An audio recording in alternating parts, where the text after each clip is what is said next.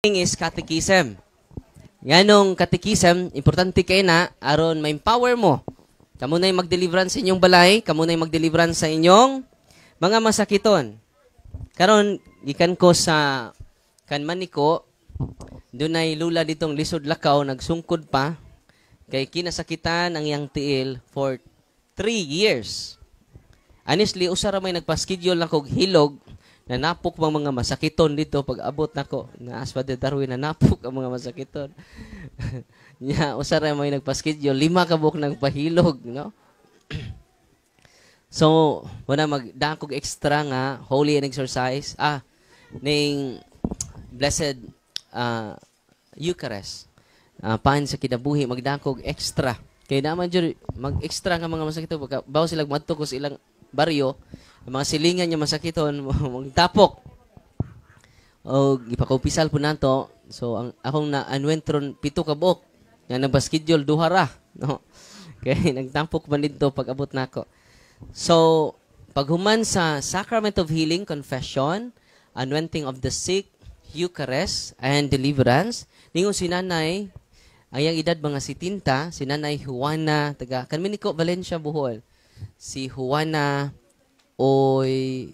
sa tuwing niya, Oyala, no? Garong gikan pa ko dito. So, Father, di na sakit tunog. So, naglakaw-lakaw na siya, no? Siguro na naka-powerful ang prayer sa simbahan, ang sacramentals of the church. Kaya ang sacramentals are instituted by the church. Unsa ang sacramentals? Sacraments are instituted by Christ. Mas bugat siya.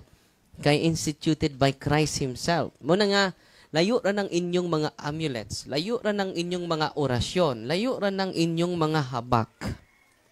Kaya kinsa may nag-institute sa inyong habak? Albularyo. Amulets are instituted by albularyo. Ang mga blessed sa mga albularyo, ilang sacramentals, doon na po sila ay sacramentals, instituted by albularyo. Not by the church, not by Christ. Unsay gisulti ni Kristo ngadtong Nathaniel. Mingon si Kristo, Nathaniel, nakita ko ikaw sa ilawom sa kahoyng igera. Ug mingon si Nathaniel, ikaw gayod ang anak sa Dios. Ikaw gayod ang Mesiya nga among gipaabot.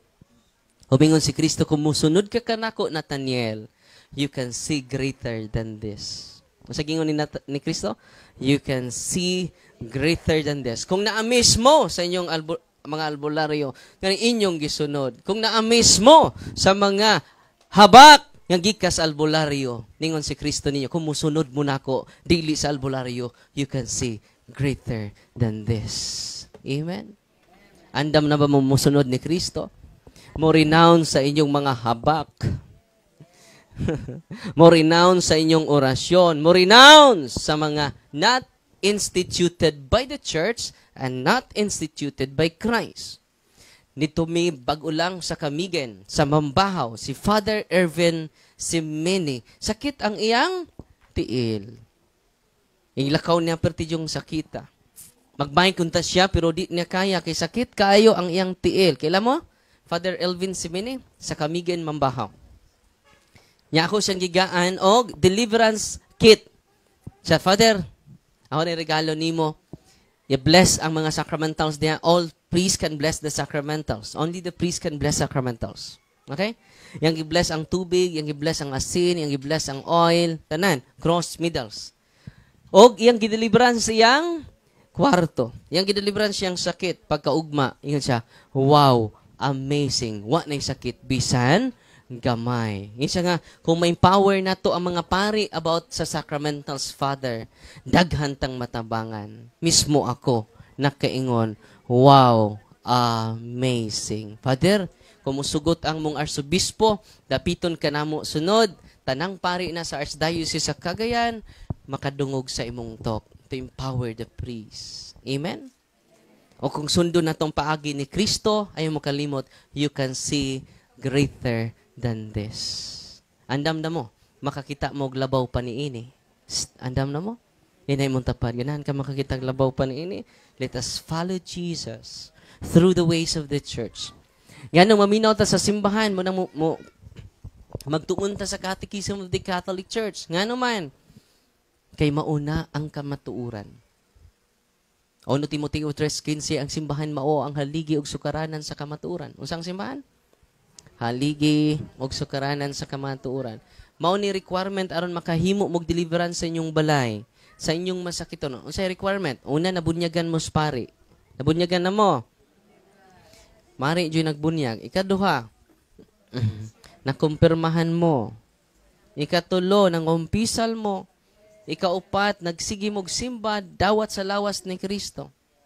Nga kung nag-ipon-ipon mo, magpakasal mo sa pari. Kunan ng 5, you can do deliverance to your house and you can do deliverance to your family circle.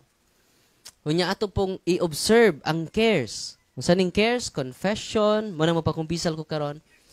Adoration, mo nang mag-expose ko karon sa Blessed Sacrament. Kamong tanan, kamong naan diri sa sulod, ayan na mo gawas. Kanang naas gawas ay mog sulod. Anak na mo, kay mo gawas ko. Ako mo i-bless tagsa-tagsa. Nya, kung mahimo mangluhod mo, nya, hungin niyo si Kristo, unsa inyong pangayoon. I-bless mo na ko, samtang mulabay ko sa inyong tungod. Uban na to si Kristo karon. Ayaw mo sacramentals, kanang inyong oil, ato i-bless karon. How much more sa bread of life?